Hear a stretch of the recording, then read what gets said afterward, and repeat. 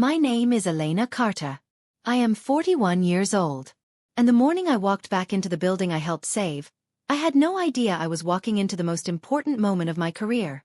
I didn't carry anger that morning. I carried coffee, a laptop bag, and 9 months of quiet patience.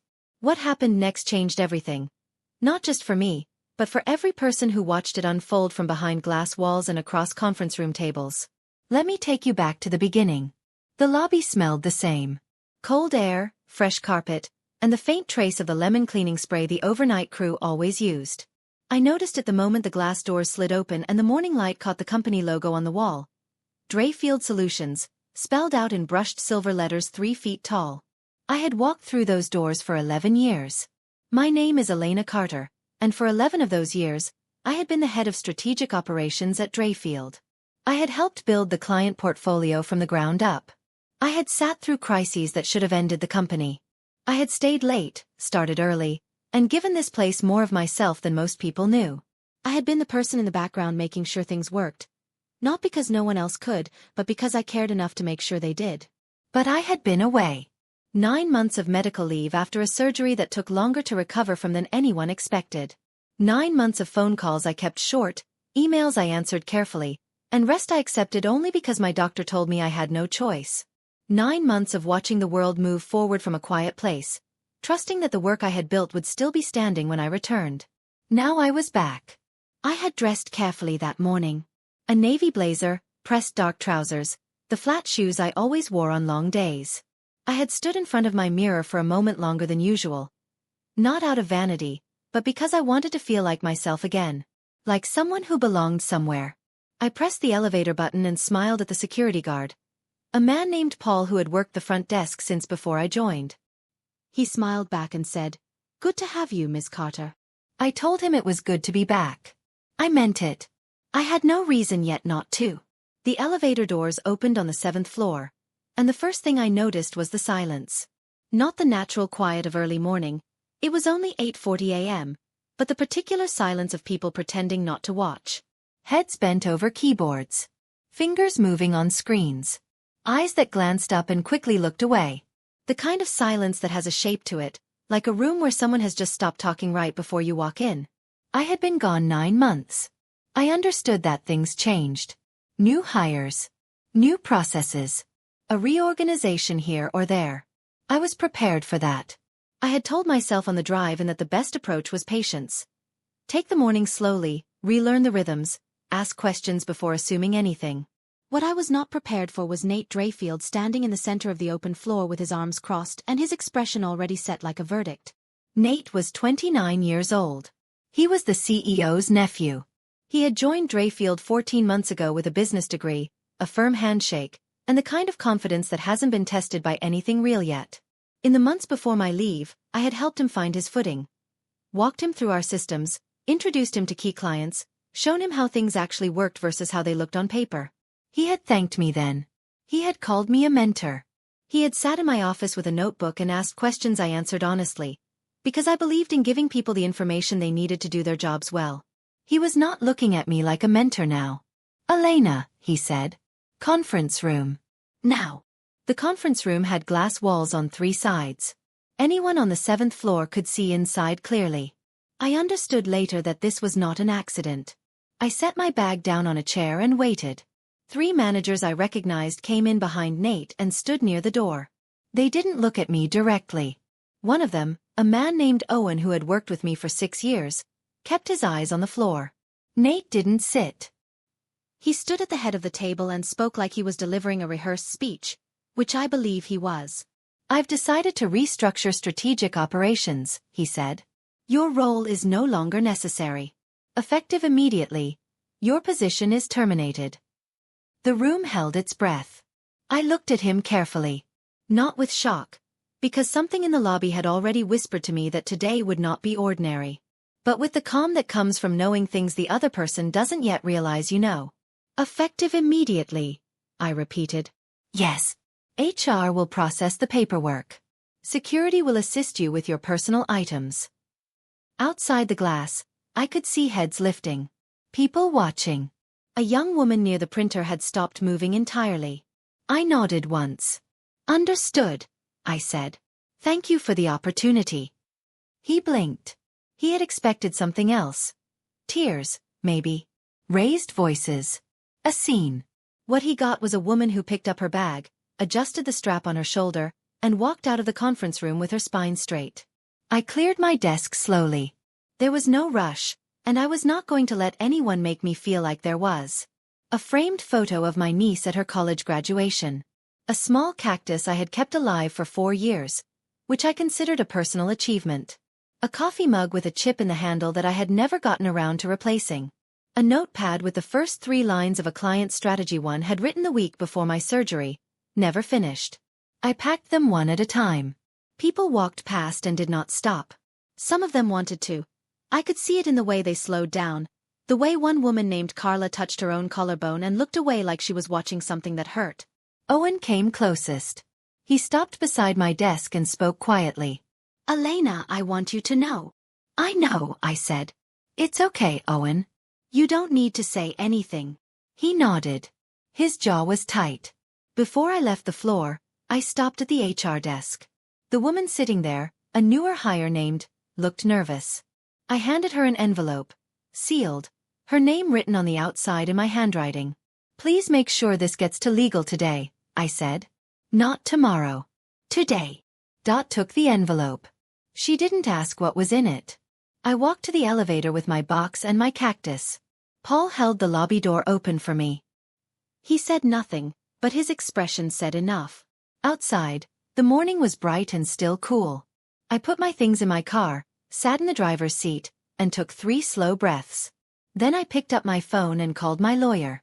Her name was Bridget Okafor, and she was one of the best employment attorneys in the state. I had met her 3 years earlier at a conference and kept her number because I believed in being prepared. Not paranoid. Prepared. We met that same afternoon at her office, a clean, quiet space on the 4th floor of a building 12 minutes from Drayfield. She had already reviewed the contract I had emailed her from my car. They fired you today, she said. This morning. First day back from medical leave. Yes. She set the papers down on her desk and looked at me over the top of her reading glasses. Elena, do you know what's in Section 14C of this contract? I did know. I had known for 3 years, since the night I signed it. But I let her explain it, because hearing it from her made it feel more real than it ever had before. Section 14C was a protection clause. It had been written into my contract during the company's crisis period, a time when the board needed to make sure they didn't lose key personnel. It stated clearly that my termination required a formal vote and written authorization from no fewer than 3 board members. Not the CEO's nephew. Not the CEO himself acting alone. The board. He fired you without board approval, Bridget said. He did. That makes the termination invalid. It does. She took off her glasses and leaned back. There's more. Did you read Section 14D? I had read it. But I waited. If you are dismissed in violation of Section 14C, she said, the contract grants you temporary operational authority over the department you previously led. It's an automatic protection. It kicks in the moment an unlawful dismissal is confirmed. The room was very quiet. What would you like to do? Bridget asked. I told her I didn't want to make noise yet. I wanted to wait for the right moment. She smiled. I thought you might say that. Let me take you back further, because you need to understand how that contract came to exist in the first place. 4 years ago, Drayfield Solutions almost died. Not in the slow way that companies struggle. In the fast, terrifying way where you come in on a Monday and half your biggest clients have sent the same email overnight. A data breach. Poorly handled. News spreading before anyone in leadership had a plan. I remember the emergency meeting. The CEO, Nate's uncle, a man named George Drayfield, sat at the head of the table looking like a man watching a fire he didn't know how to stop. Executives argued. Lawyers were on hold. 3 board members flew in from out of town within 24 hours. I had been working on a proposal for 2 months. A crisis communication and client retention strategy one had built slowly, carefully, on my own time, because I had seen the early signs of the data vulnerability and I was the kind of person who prepared for storms before they arrived. I presented it that Monday. No rehearsal, no polished slides. Just facts, a clear plan, and the names of the 6 clients I believed we could keep if we moved in the next 48 hours. We kept 5 of them. The 6th came back 8 months later. George Drayfield shook my hand afterward and said, "You saved this company." He wasn't exaggerating. The board knew it too. They asked me to stay, not just to stay, but to sign a contract that would make leaving or being pushed out very difficult for anyone who tried. I signed it on a Tuesday evening. The board chairman co-signed it. 3 board members added their signatures as witnesses. Nate Drayfield had not yet joined the company when that contract was written. He had no idea it existed. In the weeks after my firing, I did something that surprised the few people who knew about it. I helped Petra. Petra Wolf was 26 years old, the junior analyst Nate had hired to replace me. She had started 2 weeks before my medical leave ended, brought in quickly, trained by people who only half understood what my role actually involved. She was sharp, I could tell that from one conversation, but she had been dropped into deep water with no real preparation. Nate had given her my job title without giving her the context, the history, or the relationships that made that job possible. She called me 4 days after I was fired. "I got your number from Owen," she said. "I hope that's okay." "It's fine," I said. "What do you need?"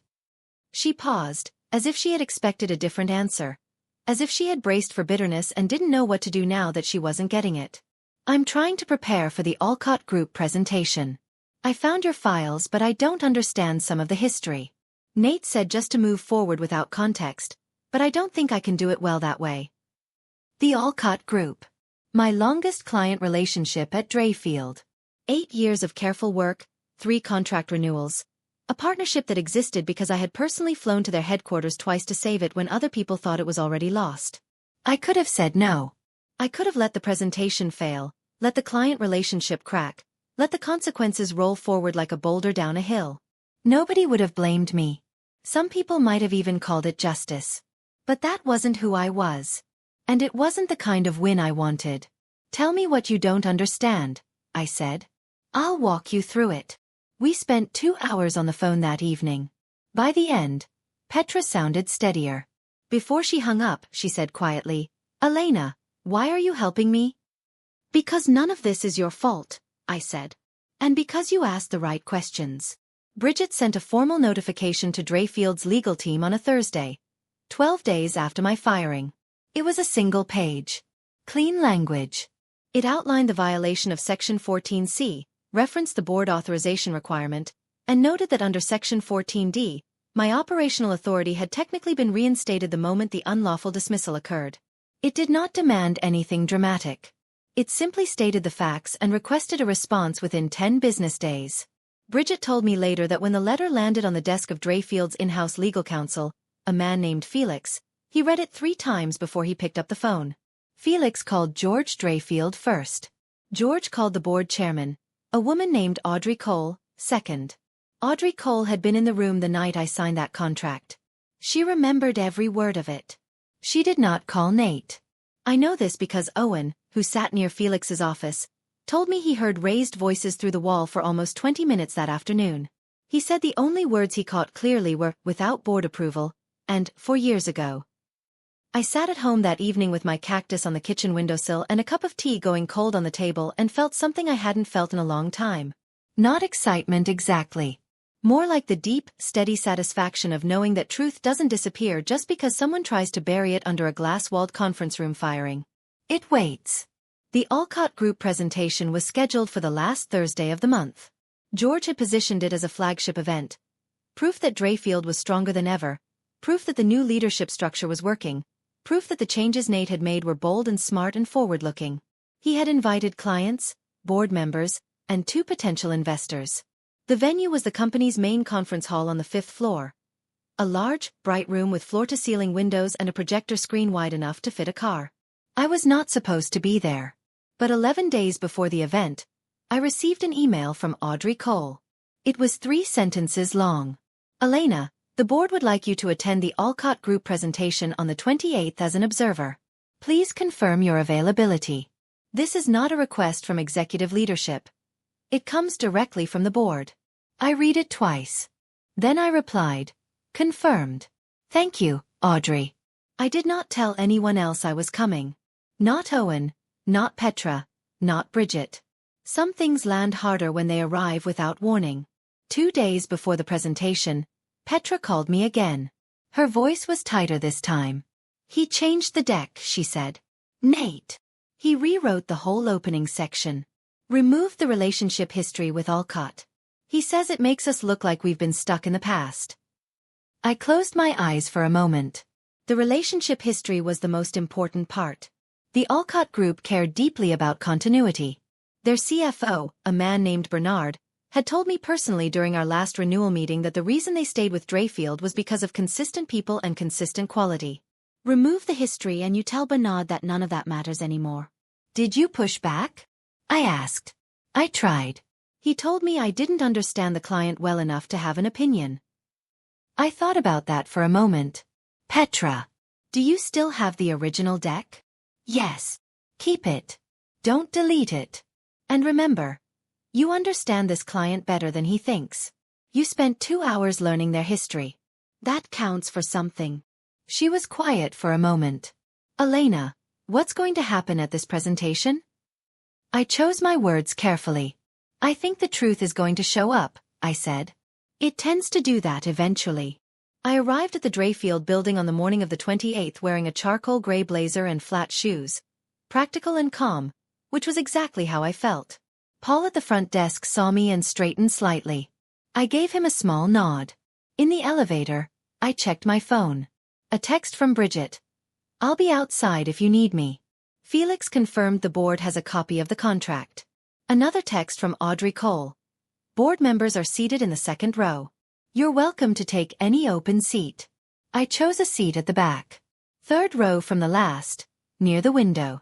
From there I could see the entire room. The podium, the screen, the clients filtering in, the board members with their name placards, and Nate at the front speaking to a colleague with the easy confidence of a man who believes today belongs to him. He hadn't seen me yet. Petra stood near the side wall looking pale. When her eyes found me across the room, they went wide for exactly 2 seconds.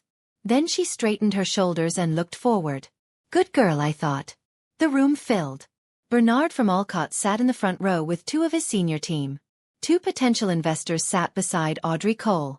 George Drayfield took his seat near the middle, flanked by executives.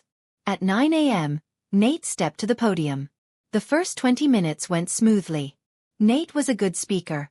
I will give him that. He had presence, clean delivery, and the ability to make a room lean forward without quite knowing why. He walked through Drayfield's growth figures, the new service lines, the restructured teams. Then he clicked to a slide titled New Leadership, New Vision. Part of this transformation, he said, has meant making some difficult decisions. Clearing out roles that had become too comfortable, too settled. Our industry doesn't reward people who stop evolving. He paused.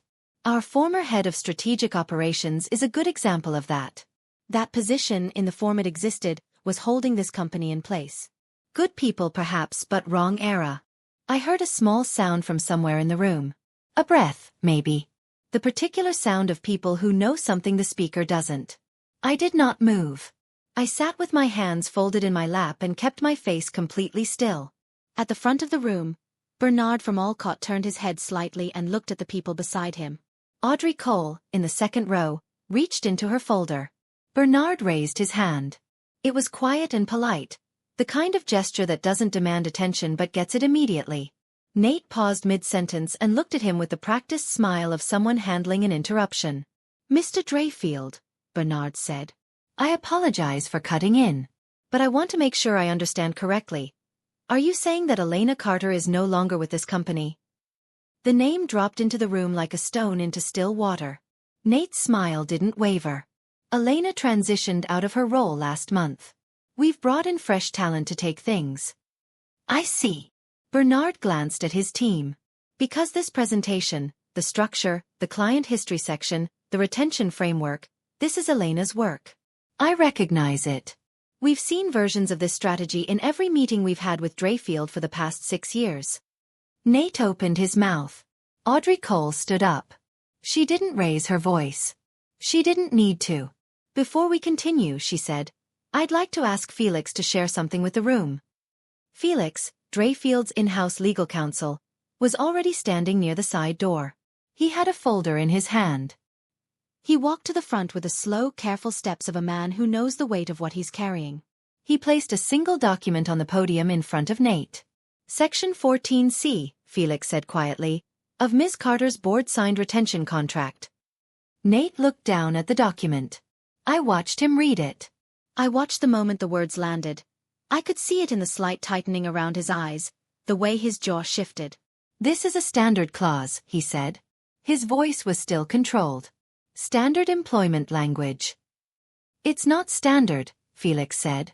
It requires board authorization for termination. Written. From at least 3 members. No such authorization was requested or given. I have authority over operational leadership. Not over this contract, Audrey said. She spoke with the patience of someone who has been in enough boardrooms to know that staying calm is its own kind of power. This contract was signed during the crisis period, Nate. It was approved by the board specifically to protect key personnel. You were not part of this company when it was written. George Drayfield was sitting very still in the middle of the room. I could not see his expression clearly from where I sat, but I could see his hands, flat on the table in front of him, perfectly motionless, the way hands go still when a person is thinking very hard and very fast. What this means, Audrey continued, addressing the room now rather than just Nate, is that Ms. Carter's termination was not legally valid.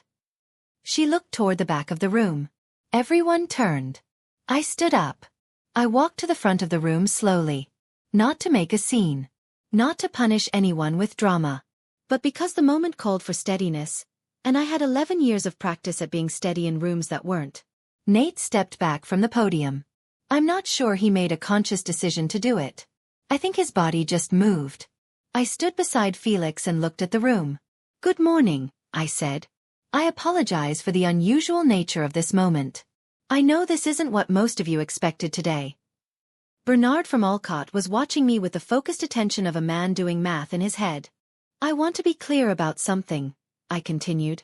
I'm not here to disrupt this presentation or to embarrass anyone. I'm here because the board asked me to attend, and because I believe the Alcott Group deserves an accurate picture of the company they've partnered with for 8 years. I glanced at Petra, who was standing near the side wall, her hands clasped tight in front of her. The strategy you've been shown today is solid, I said. It was built correctly. The person who assembled it, Petra Wolf, is talented and worked hard under conditions that weren't entirely fair to her. Petra blinked. Her eyes went bright. I helped her understand the history of this client relationship because I wanted the presentation to be good. Not because I was planning anything. The work stands on its own. I set my hands on the podium. But there are some things that need to be addressed directly. And I think everyone in this room deserves to hear them. Felix handed me a second document. This one outlined Section 14D, the automatic reinstatement clause. He had printed it cleanly, with the relevant paragraph highlighted in yellow. I read it aloud. Not quickly, not slowly. Just clearly the way you read something that matters. In the event of a termination enacted in violation of Section 14C, the affected party shall be automatically reinstated to full operational authority over their department, effective from the date of unlawful dismissal, until such time as the board formally reviews and resolves the matter. The room was the quietest I had heard it. What that means in plain terms, I said, is that for the past 22 days, I have technically held operational authority over strategic operations. Not because I asked for it. Because the contract the board signed 4 years ago says so. I looked at Nate. He was standing to my left, arms at his sides. His expression doing something complicated. Moving between anger and disbelief and something that might have been the first edge of understanding. I'm not here to use that authority as a weapon, I said. I want to be honest about that. I believe in process, not revenge. But I also believe in truth. And the truth is that what happened on the morning I returned from medical leave was not legal, not ethical, and not in the best interest of this company or its clients. George Drayfield finally spoke. His voice was low. Elena. Let me finish, I said gently. Please. He closed his mouth. I spoke for 8 minutes. I know it was 8 minutes because Felix told me afterward, and he had been watching the clock on the wall because that is the kind of man Felix is. Careful, precise, and deeply aware that what was happening in that room would need to be documented accurately. I walked the room through the history they needed to understand. Not the entire 11 years, just the parts that mattered for that moment. The crisis. The emergency meeting where nobody had a plan until I presented one. The board's decision to protect key personnel in writing, specifically because verbal promises had already proven unreliable once. The contract they signed, the signatures that made it binding, and the clause that had been sitting quietly in a legal folder for 4 years until the morning it was needed. I did not raise my voice once. I did not accuse Nate of being a bad person. I did not make it about feelings or fairness or what I had deserved. I said only that he had made a significant decision without having all the information, and that the consequences of that decision were real and needed to be addressed through proper process. I said it the way you say something when you want to be heard rather than argued with. Plainly, without heat, with enough space between sentences for the facts to settle. George Drayfield sat through all of it with the expression of a man watching a mistake come due. He had not read my contract carefully when Nate proposed the termination. He had trusted his nephew's confidence without checking its foundation. He had signed off on a decision that should have required 3 other signatures besides his own. That was his part in this, and I could see from his face that he understood it. When I finished, Audrey Cole thanked me. She asked the room to take a 10-minute break before continuing. She walked directly to George and spoke to him quietly, close enough that I couldn't hear the words but didn't need to. Bernard from Olcott crossed the room toward me. He extended his hand. "It's good to see you, Elena." "It's good to see you too, Bernard." "I'd like to hear the rest of this presentation," he said. "Specifically the retention framework. I think we have some things to discuss." The presentation resumed 20 minutes later. Petra delivered it. I sat in the second row and watched her, this 26-year-old woman who had been thrown into a role without proper preparation, who had been told her instincts were wrong, who had made phone calls late at night to a fired woman because she cared more about doing the job well than about protecting herself. She was excellent. She knew the material. She answered Bernard's questions directly and honestly. When she didn't know something, she said so, which Bernard visibly appreciated. She walked through the retention framework with confidence and adjusted on the spot when a client from the Olcott team pushed back on one point. I watched Nate watch her. He was standing near the back wall now. Not at the podium. The room had simply redistributed itself around the reality of the morning, and he had ended up at the edges of it. His face was hard to read from across the room. I think he was feeling a number of things at once: embarrassment, anger, the slow deflation that comes when the story you have been telling about yourself stops matching the story the room is telling about you. I did not enjoy his discomfort. I want to be clear about that because it matters. I had spent 9 months in recovery and 22 days after being fired doing nothing that looked like revenge. I had helped Petra. I had waited for the right moment. I had shown up and told the truth. That was enough. Bernard stayed for lunch. This was not planned, or at least not by Nate, who had arranged a lunch for 2 clients and 2 board members and had not expected the guest list to rearrange itself. Bernard asked if I would join. Audrey Cole seconded the invitation. George Drayfield, who by this point looked like he had aged slightly since 9 a.m., nodded without objection. Nate did not come to lunch. I do not know where he went. Over the meal, Bernard said something I will not forget. "I want to tell you something, Elena, that I've never said directly." I waited.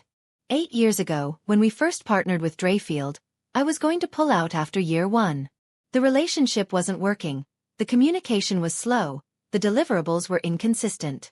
Then you came into the account. He paused.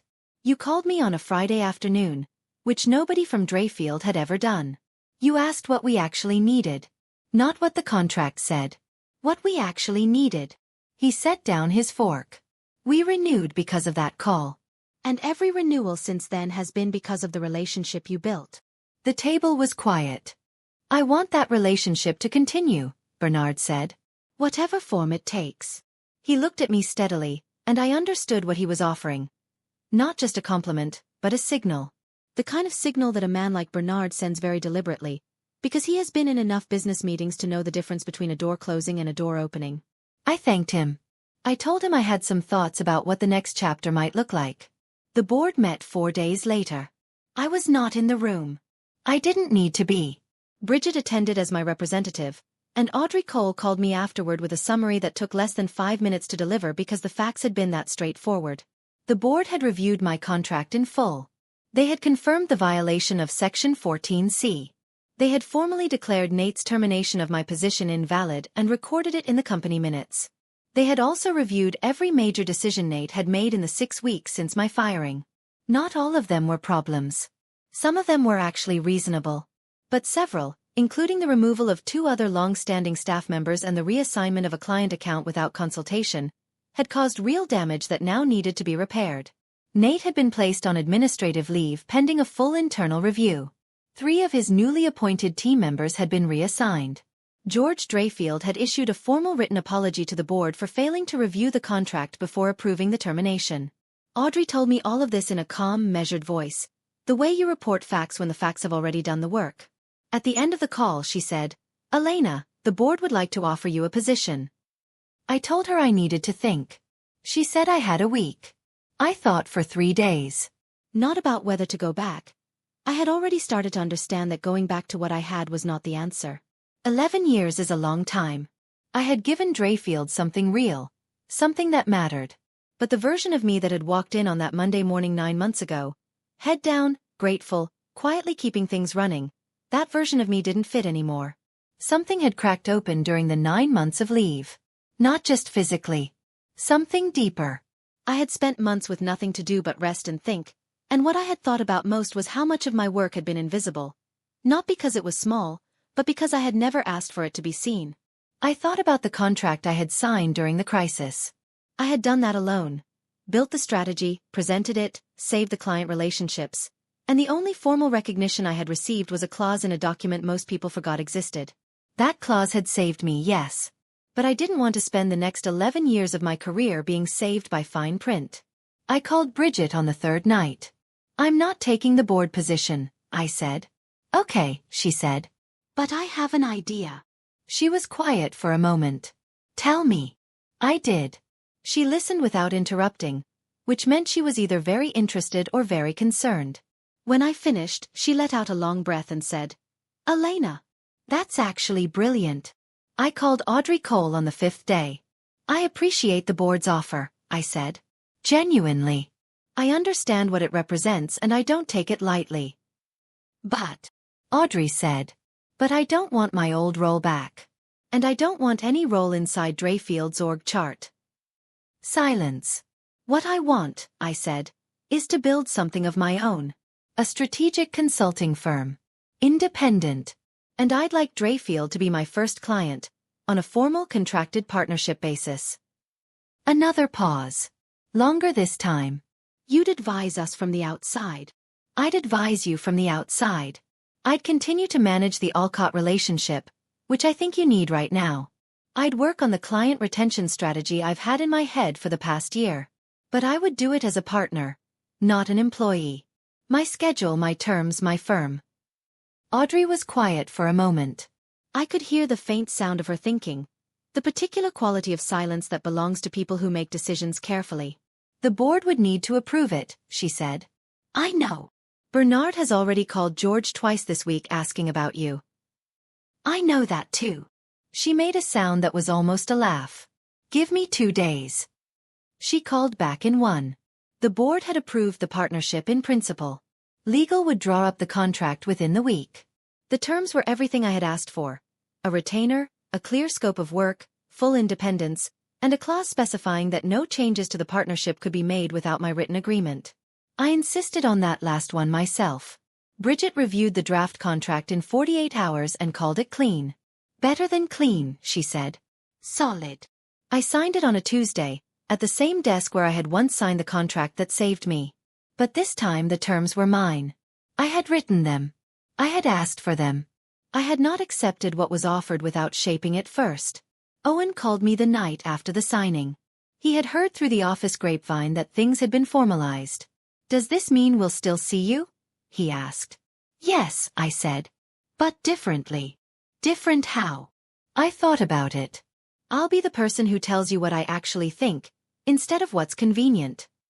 He laughed. "You always did that." "Not always," I said. "But I will now."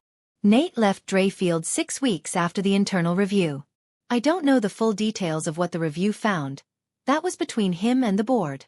I know that Owen told me, carefully and without drama, that Nate had handed in his resignation on a Thursday morning, shaken a few hands and left before noon. He didn't make a speech. He didn't send a goodbye email to the floor. He just went. I didn't feel triumphant when I heard that. I want to be honest about this because it matters. What happened to Nate was the result of his own choices. Not my planning, not my revenge. He had made decisions without information. He had used public humiliation as a power move. He had trusted his position more than his preparation. He had looked at a woman who helped build something real and decided she was the easiest thing to remove. That combination has a cost. It always does. Not because life punishes arrogance on some cosmic schedule, but because the practical consequences of acting without understanding eventually catch up with every person who tries it. I hope he learns from it. I genuinely mean that. Petra, meanwhile, had been formally promoted to senior analyst. Owen told me the board had specifically requested she be recognized for her work on the Alcott presentation. She texted me the day she got the news. I know you didn't have to help me. I won't forget it. I texted back. You did the work. I just answered your questions. 3 dots appeared. Then, same thing I think. I smiled at my phone, at my kitchen table, with my cactus on the windowsill and a cup of tea that was, for once, still warm. It is 7 months later now. My consulting firm, Carter Strategic Partners, has 4 clients. Drayfield is one of them. The Alcott Group has become another, after Bernard called me 6 weeks into the new arrangement and said he wanted to bring me in directly on their side as a strategic advisor. I had not expected that, but I said yes without hesitating, because I had learned by then to stop being surprised when good things followed honest work. My office is a converted spare room in my apartment, painted a calm gray-green that I chose myself. There is no company logo on the wall. There is no glass-walled conference room. There is a desk, good light, a fast internet connection, and a shelf where my cactus lives, repotted now into something slightly larger. I work when I choose to work.